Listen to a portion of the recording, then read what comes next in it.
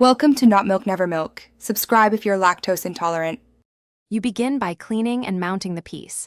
This matters because contaminants stop color formation. Once clean, suspend the titanium as the anode and position the cathode 2 to 3 centimeters away. Make sure your power supply is set to about 12 volts for a broad color range. Lower voltages give yellow to blue, higher voltages shift toward purple and green. You should also prepare distilled water with a teaspoon of baking soda per liter. This stabilizes conductivity and prevents pitting. You now control oxide thickness by adjusting voltage. That oxide produces interference colors. Begin at about 3 volts and increase in 1 volt steps while watching the reflected surface.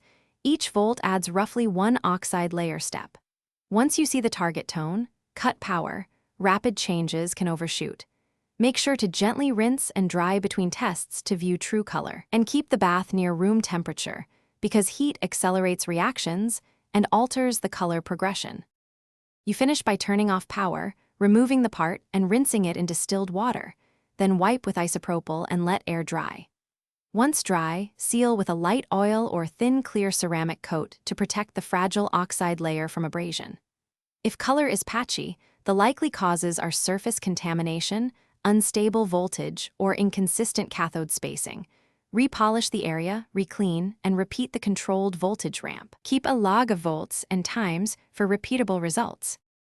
Thanks for watching. If this was helpful, leave a like and consider subscribing. See you next time.